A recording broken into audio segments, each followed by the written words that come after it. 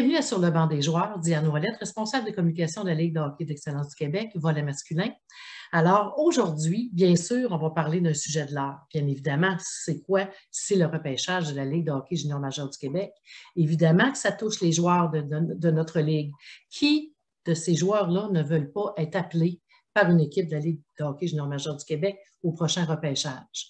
Donc, pour pouvoir comprendre qu'est-ce que c'est le repêchage, mais surtout une liste qui vient de sortir, elle est publique, donc elle est accessible à tout le monde. Pourquoi elle est accessible? Pourquoi elle est publique? Comment la comprendre? Comment composer avec ça? Et toi, comme joueur, comme parent ou comme entraîneur ou amateur de hockey, comment tu peux te servir de cette liste-là? Est-ce qu'on peut faire des gageures? Est-ce qu'on peut le savoir d'avance? On a-tu besoin d'une boule de cristal? Bien, pour nous en parler, j'ai invité Pierre Chalette, qui est directeur de la centrale du CSR actuellement. Donc, c'est lui qui est vraiment à la tête de tout ça. Il va nous parler de ça. Il va nous démystifier tout ça. Alors, bonjour Pierre. Bonjour Diane. Merci d'avoir accepté cette invitation-là parce que je suis certaine que ça va venir démystifier des choses. Là, je te connais depuis toujours dans ce monde-là. Tu as toujours été dans mon environnement de hockey, mais les gens ne te connaissent pas. Peux-tu nous dire quel est un peu ton parcours et pourquoi que tu te retrouves à la CSR? En fait, moi, pour ne pas nous rajeunir, Diane, ça fait plus ou moins 25 ans que je gravite autour du monde de recrutement au Québec. À mes tout débuts, j'étais recruteur pour les Remparts de Québec pendant 6 ou 7 ans. Ensuite de ça, je me suis occupé d'une organisation Midget 3 sur la rive sud de Québec, ici, durant 2 ans. Par la suite, j'ai joint l'Éthique de Victoriaville, où est-ce que j'étais responsable du recrutement pendant 13 ans. Ensuite de ça, j'ai fait un petit saut pendant 2 années au niveau de la centrale de recrutement de la Ligue nationale durant 2 ans aussi. Puis depuis maintenant, encore 2 ans, c'est moi qui s'occupe de la centrale du centre de soutien du recrutement de la Ligue junior majeure du Québec. Qu'est-ce qui fait que tu as quitté ces postes-là de recruteur pour t'en aller vers la centrale? Moi, fait noter, ce qui est quand même particulier, c'est que, je n'ai jamais été congédié, ce qui est assez rare dans le monde du hockey à notre niveau à nous. Mais aussi, je n'ai jamais appliqué nulle part. Ça a tout le temps été un concours de circonstances qui a fait que je me suis retrouvé au sein des différentes organisations. Puis, le 2 ans que j'ai fait au niveau de la Ligue nationale, c'est certain que là, c'est un travail qui est légèrement différent. Mais ça m'a permis de voir le hockey d'une façon différente, puis de revenir après ça au niveau du hockey mineur, si on veut, là, avec la centrale là, de la Légion majeure du Québec. Fait que j'amène peut-être un petit élément un petit peu différent, là. Beaucoup trop d'emphase qui sont mis sur la fameuse liste du CSR et les fameuses listes qui sont en circulation. Je ne veux pas dire ça pour dénigrer notre travail, loin de là, mais c'est pris très au sérieux, probablement beaucoup trop au sérieux aussi, là, mais en tout cas. Bien, c'est de ça que je veux parler, Pierre, effectivement. D'abord, pourquoi c'est obligatoire d'être public, cette liste-là? C'est une très bonne question. Nous, la Ligue junior majeure du Québec, au niveau du centre de soutien, on a 2 mandats. Un, on doit identifier quels sont, selon nous, les meilleurs prospects en vue de la séance de sélection. Puis, on doit aussi établir la liste des joueurs admissibles à la séance de sélection. C'est-à-dire qu'un joueur qui ne figure pas sur la liste finale du CSR ne pourra malheureusement être repêché. Pour être repêché, tu dois absolument être sur la liste du CSR. Fait que, nous, ce qu'on fait au niveau du CSR, comme je disais, c'est qu'on va identifier ce que nous, on croit comme étant les meilleurs prospects en vue de la séance. Mais comme on ne détient pas la vérité, comme le recrutement n'est pas une science exacte, on offre aussi la possibilité aux 18 formations de la Ligue junior majeure du Québec d'ajouter des joueurs de façon confidentielle à la liste des joueurs admissibles pour lesquels ils pourraient avoir un certain intérêt. Donc, nous autres, on se trouve on est une grosse équipe, on est 11 en tout. On a un recruteur dans chacune des provinces de l'Atlantique, ce qui en fait 4. On a Maxime Ouellette, qui est notre spécialiste des gardiens de but. On a 5 recruteurs au Québec, plus moi. Fait qu'on est 11 en tout et partout. Puis, on commence au jour 1, quelque part au mois d'août, au mois de septembre, avec des feuilles blanches. Et là, à partir du moment où est-ce qu'on voit des parties, on a un logiciel qui est utilisé. Fait que nos recruteurs vont faire leur calendrier, vont faire leur rapport à l'intérieur de ce programme-là. Moi, je supervise un petit peu tout ça. Moi, je ne suis pas attaché à une région particulière. Mes recruteurs ont des régions en particulier. Fait qu'eux vont travailler dans chacun dans leur région. Puis moi, je me promène avec ma grosse étampe, puis j'approuve. Je me promène, puis j'approuve. J'achète ce qu'eux me disent. Qui ils vont voir?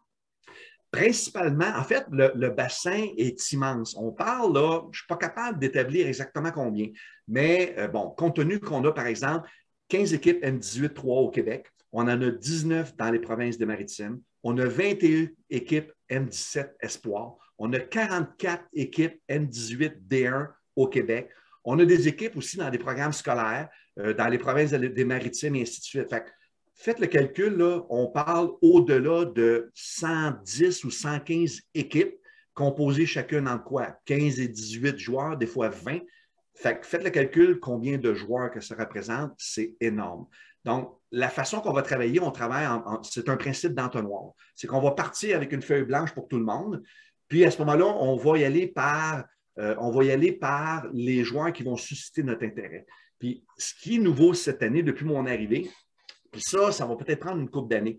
Ce qu'on a établi, nous, au niveau de nos recruteurs, c'est on met sur la liste des joueurs éligibles, non pas les joueurs qui méritent d'être sur la liste, mais ceux qui, on croit, ont une réelle chance. Peu importe l'effort que tu fais, ce n'est pas de ça dont on va parler. Non. On va parler de ton talent, de ton potentiel, des possibilités qu'une équipe junior majeure soit intéressée à toi. Absolument. Puis comme athlète, comme joueur athlète. C'est ça. Puis le travail d'un recruteur, ça va être, malheureusement, on doit projeter. Ça fait partie du travail.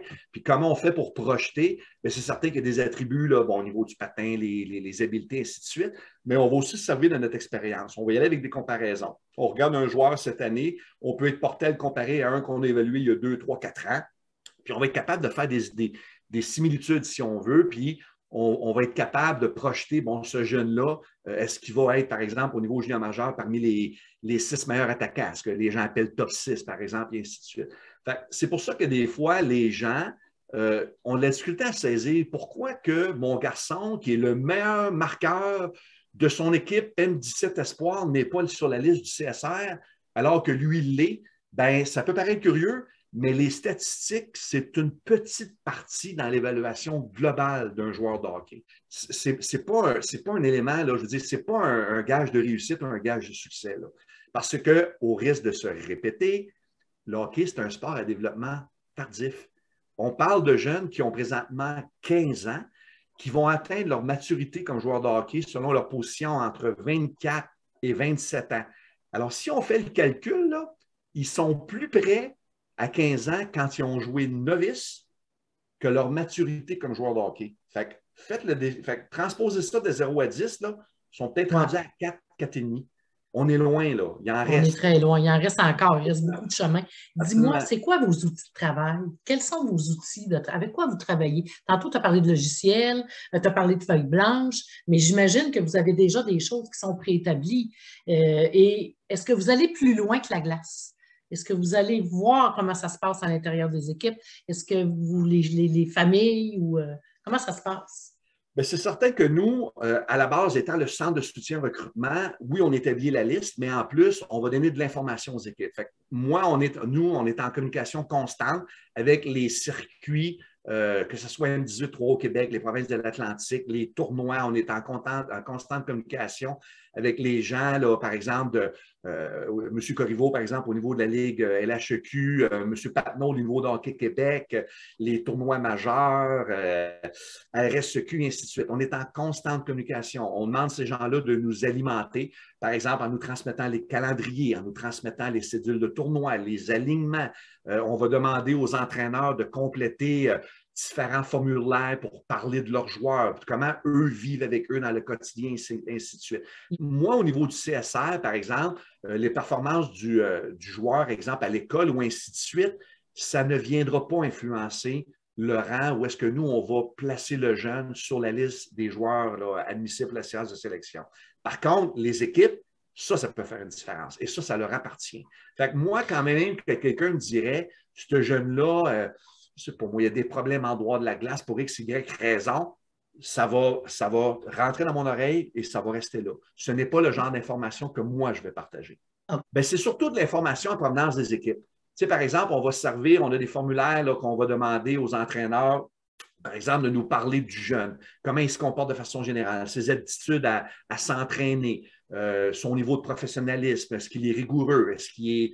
On a une dizaine de critères ou à peu près, ou est-ce qu'à même ce tableau-là, ça va nous donner une bonne idée de quel genre de jeune à qui on a affaire. Puis on va souvent, dans le même formulaire, on va lui demander de nous le décrire en 5 mots. Puis ça peut être aussi banal que ricaneux, sérieux, concentré. C'est à peu près n'importe quoi. Social, jovial. C'est en plein ça. Tu sais, parle-nous du jeune en 5 mots. Là. Ouais, Il est comment, lui? Bing, bing, bing, bing, bing. Fait que ça, c'est de l'information qu'on va chercher et qu'on va transmettre à nos équipes. Bien, on laisse le temps aux entraîneurs de connaître leurs jeunes aussi. Fait que c'est quelque chose qu'on fait habituellement au mois de janvier, février. Cette année, en raison de la pause, bien, on en a profité et on l'a envoyé au mois de janvier. Fait qu'on avait déjà, nous, on avait établi qu'après 4 mois, là, plus ou moins 4 mois, les entraîneurs connaissaient suffisamment leurs joueurs pour être en mesure de faire des profils. Tu fais référence à ce qu'on a vécu cette année, mais Pierre, ce qu'on a vécu les années passées, c'est-à-dire les 2 fameuses années de pandémie où tout est arrêté. Est-ce que ça l'a permis à ton groupe, au CSR, d'amener du nouveau, d'apporter des modifications, de regarder ça autrement? On sait que nos joueurs, ils en ont profité pour parfaire leurs habiletés individuelles. Ils en ont profité pour travailler différemment certains aspects de leur jeu. Est-ce que vous autres aussi, à votre niveau, vous l'avez fait? Bien, c'est certain qu'il a fallu qu'on s'adapte très, très, très rapidement. On utilise dorénavant des plateformes qui nous permettent de regarder des matchs en ligne, que ce soit en direct ou en différé. Par exemple, nous, on utilise un programme. Les matchs, ils sont tous décortiqués. Donc, exemple, si je veux regarder un joueur, une partie, moi, de Martin Ouellet qui joue pour les Bulldogs de Chibougamau, bien, si le match est disponible, ce programme-là va me permettre de regarder les 18 présences qu'il a fait durant ce match-là. Je suis capable de dire au logiciel, donne-moi les 4 séquences qu'il a faites en avantage numérique. Donne-moi les 3 séquences où il a pris un tir au filet. Donne-moi les 4 séquences où il a donné la rondelle à l'adversaire. Ce qui fait qu'on peut regarder le match. Moi, la façon que j'utilise ça, je vais regarder les séquences du joueur, mais ça demeure des séquences. Puis ensuite de ça, je vais le transposer dans la partie. Donc là, je vais regarder la partie, puis je vais porter plus attention aux séquences que tu as regardé. C'est en plein ça. Fait qu'il a fallu qu'on s'adapte énormément. Il y a du bon, il y a du moins bon, mais maintenant, c'est un outil de travail qui est devenu indispensable. On n'a pas le choix, il faut qu'on l'utilise. Fait que ça veut dire que si, par exemple, un joueur a l'intention de prendre un congé un vendredi soir parce que ça ne tente pas, ben, malheureusement, il ne pourra pas changer ces séquences-là. Ils vont toujours être là. On va toujours absent. Il va être absent tout le temps. Ça va être carrément ça. Puis, il faut faire des échantillonnages aussi parce que, comme dans n'importe quoi, là, une mauvaise journée au bureau, là, ça arrive à tout le monde. C'est pour ça qu'il faut y aller avec une certaine prudence. Moi, j'ai beaucoup de difficultés à voir, je vois souvent sur les réseaux sociaux des gens qui vont se plaire à évaluer des joueurs, qui vont se plaire à faire des listes ou émettre même des commentaires et ainsi de suite. Moi, je ne les vois jamais à l'aréna, ce monde-là. Je ne sais pas ce qu'ils font, je ne sais pas comment ils font. Moi, je me dis, si ces vidéos-là étaient si bons que ça, pourquoi nous, les équipes, on enverrait Vous ne les avez pas eus. Ben, on les enverrait. Pourquoi on les enverrait dans les arénas? Pourquoi que la Ligue nationale engage encore des recruteurs qui se promènent aux 4 coins du monde, sur place dans les arénas, alors qu'ils ont un droit au même logiciel que nous? Fait il faut qu'on aille les voir. Il y a trop d'éléments qui ne sont pas visibles sur caméra dans des courtes séquences qui sont importants, qu'on a besoin pour être en mesure d'évaluer un joueur comme il faut. Qui arrivent au sein de ces équipes-là. Ce n'est jamais les mêmes listes. À chaque année, les noms changent. Oui, il y en a qui reviennent quelquefois, mais l'ensemble de la liste va changer. Alors, les gens ne connaissent pas l'ampleur du travail que vous avez à faire. Maintenant, moi, je suis un parent, mettons, ou je suis un joueur qui est sur la liste. OK? Mettons que je suis situé en 5e ronde, tiens.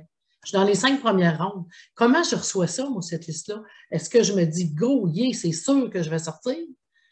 Ou je me dis, wow, j'ai peut-être une chance? Ou comment j'interprète ça comme joueur?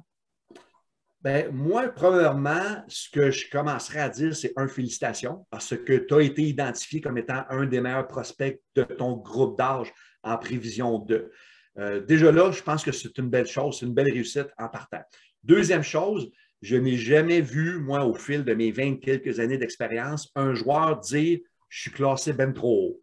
La majorité du temps, les joueurs, les parents ou les agents vont nous dire que leurs joueurs ne sont pas classés à la bonne place. Ah, il est meilleur que ça, etc. Mais gardons à la base que c'est strictement un classement. Ça ne veut rien dire un classement. C'est une liste, puis il y a tellement d'intangibles dans tout ça. Comme je disais tantôt, on n'a pas accès aux listes des équipes. Il y a un paquet de facteurs.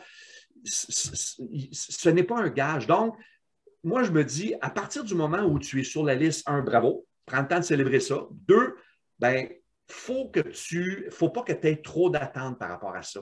Parce que quand tu vas être sélectionné, si tu es sélectionné, et quand tu vas être sélectionné, tu vas être sélectionné par une équipe qui ont des plans pour toi, une équipe qui a du temps pour toi. Ce n'est pas une équipe qui a pris une liste et qui a dit bon, ben, je suis rendu à Jobin, on va prendre Jobin. Ça ne marche pas comme ça.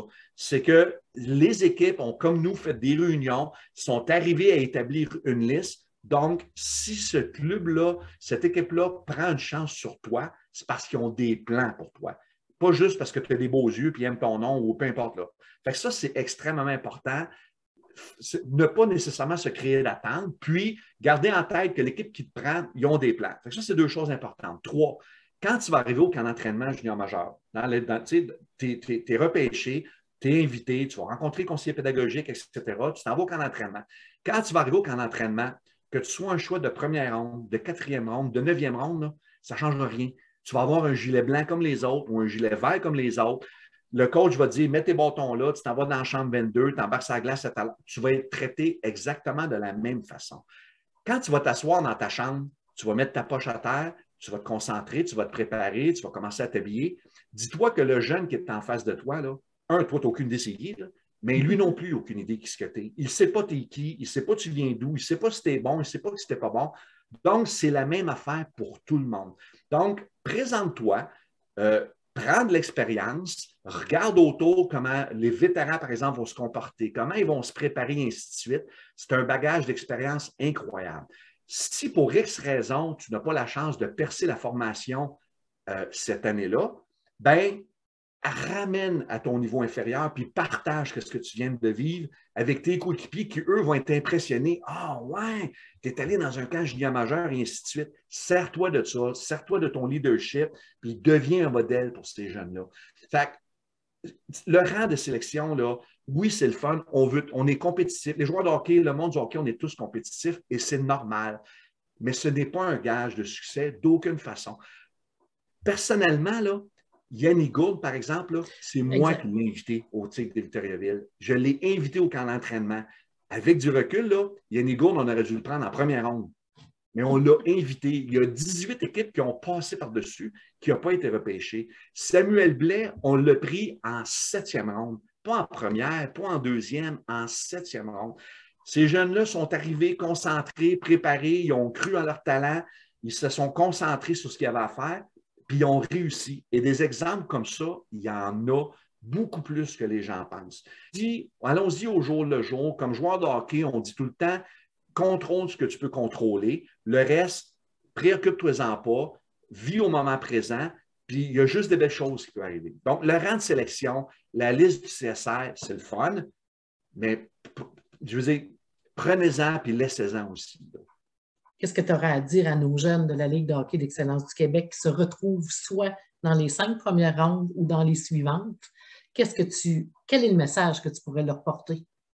Bien, je veux dire, à partir de maintenant, la saison est finie. Donc, ils ne peuvent pas retourner en arrière et ce n'est pas en participant à des événements privés à gauche et à droite d'ici le 4 juillet qui va changer leur rang de sélection. Ça ne changera pas. On les a amplement vus. Ce n'est pas voir un joueur une 32, 33, 34e fois qui va changer notre perception. Donc, ça, c'est mon opinion à moi. Chose étant dite, bien, ça devient hors de leur contrôle. Donc, il faut qu'ils profitent du moment présent au moment de la séance de sélection. Si on a la chance d'être sélectionnés, c'est un moment incroyable. Il faut qu'ils prennent le temps de remercier leurs parents, leurs supporters qu'ils ont traîné à l'aréna, la petite sœur, le petit frère qui a fait des sacrifices. Il faut qu'ils profitent de cette journée-là. Et le lendemain, pas une semaine après, le lendemain, bien, il faut qu'ils retournent s'entraîner. Il faut qu'ils aillent courir, puis il faut qu'ils s'entraînent, puis qu'ils continuent à faire des sacrifices durant l'été, puis ainsi de suite, parce que c'est ça un jour. Pour être prêt. C'est des sacrifices. Donc, profite de ta journée, mais cette journée-là va finir. Puis le lendemain, tu recommences, parce que ça, c'est juste une étape. Le lendemain, il faut que tu recommences. Il faut que tu retournes dans le gym, il faut que tu refasses tes affaires. C'est comme ça. Moi, l'an passé, j'ai regardé ça froidement, puis il se repêche, là, grosso modo, là, la moyenne des 7 dernières années, c'est 54 joueurs en provenance du réseau M17 Espoir qui est repêché année après année. Puis on ne se trompe pas. Une année, c'est 52, une année, c'est 59, mais la moyenne, c'est plus ou moins 55. C'est sûr que 54 ou 55. C'est sûr qu'on a plus que 54 ou 55 joueurs sur la liste des joueurs admissibles. Donc, fais le décompte. Si on part de 125, moins 55, il en reste 70. Mais ces 70-là, là, ils ont deux choix. Soit qu'ils s'apitoient sur leur sort ou qu'ils nous démontrent que, et nous, le CSR, et que les équipes ont fait une erreur. Puis à ce moment-là, qu'ils se retroussent les manches puis qu'ils travaillent. Il faut qu'ils s'appliquent. Ce n'est pas la faute de personne d'autre. C'est malheureusement un regard sur soi. Il faut qu'ils se retroussent les manches, puis il faut qu'ils prennent une décision. Qu'est-ce que je fais? Est-ce que je m'apitoie, je bougonne, puis je chiale, ou je me retrousse les manches, puis je travaille? Ça leur appartient. Bien, malheureusement, pour les raisons qu'on connaît, le repêchage est encore en mode virtuel. Par contre, la première ronde va être disponible sur YouTube gratuitement sur la chaîne de la Ligue de hockey junior majeure du Québec. Donc, c'est à partir de 19 h lundi, le 4 juillet. On va faire la première ronde. C'est un bon spectacle. C'est le fun à regarder. C'est le fun agréable à regarder. Et le lendemain, donc le 5 juillet, à compter de 9 h AM, ben, ça va se faire encore de façon virtuelle en suivant là, la séance sur le site Internet de la Ligue de hockey junior majeure du Québec. Est-ce que tu es sur la liste? Oui. Tu es là. Je suis d'accord. Je suis parfaitement d'accord.